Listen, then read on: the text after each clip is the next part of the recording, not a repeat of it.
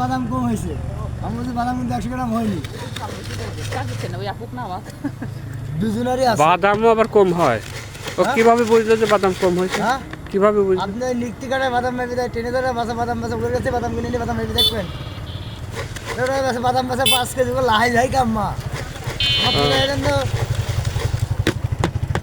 সুপ্রিয় দর্শক, শুনলেন আমাদের ভাইজানের কথা। বাদাম বিক্রি টেনে অবস্থা খুবই খারাপ, সেখানেও আবার কম। এখন আমরা বাদাম খাইতে আসলাম, এসে বলছে যে হাত দাঁড়িতে হলে কম দামে দেওয়া যাবে, আর ডিজিটাল দাঁড়িতে হলে দাম বেশি। কারণ হাত দাঁড়িতে বাদাম কম দেওয়া হয়, তাই তো? হ্যাঁ কম দেয় তো অবশ্যই। হ্যাঁ, তা আপনি কি কম দেন? আমি 1 গ্রাম কমও দেবো না। কম দেবেন না? না, তাহলে 1 গ্রাম বেশি দেবো। তার মানে আপনি বলতে চাচ্ছেন আপনার ব্যবসা সততার সহিত করছেন, তাই তো? অবশ্যই। আর যারা টেনে বিক্রি করে তারা তাহলে ওরা কম দেয়? হ্যাঁ, আমি 10 টাকা যে মুড়ি দিবি, ওর কাছে 20 টাকা সেই মুড়ি হয়। ট্রেনে যারা মুড়ি আছে, এ দেখেন 8 টাকা করে মুড়ি দেয়, 10 টাকার মুড়ি 8 টাকা করে। এই যে গত 3 দিন আগে খেয়ে, 1 সপ্তাহ 4 দিন আগে খেলাম খিদির আতঙ্কে।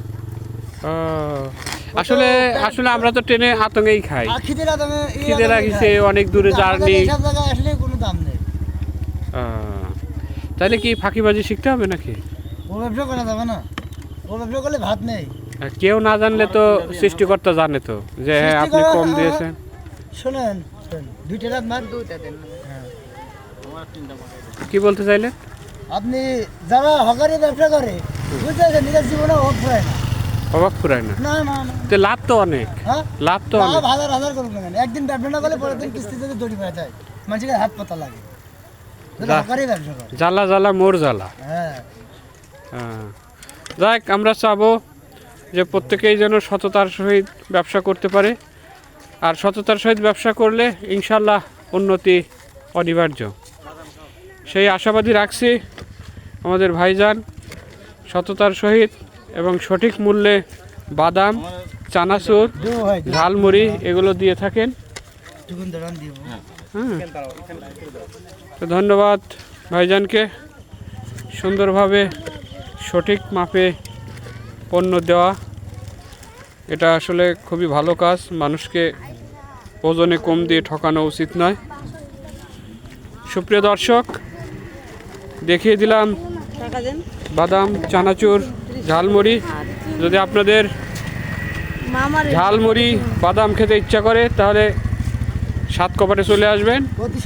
প্রতি শুক্রবার ভাইজানকে পাওয়া যাবে। নাম কি ভাই? মিজানুর রহমান ভাই খুবই সুস্বাদু এবং চমৎকার ঝালমুড়ি বানিয়ে থাকেন, নিজে উপভোগ করলাম, এই জন্যই ভালো লাগলো এবং দর্শককে ঝালমুড়ি খাওয়ার দাওয়াত দিয়ে এখানেই শেষ করলাম। সুপ্রিয় দর্শক, যদি ভিডিওটি ভালো লাগে তাহলে লাইক করবেন, কমেন্ট করবেন এবং শেয়ার করবেন। ধন্যবাদ। আসসালামু আলাইকুম।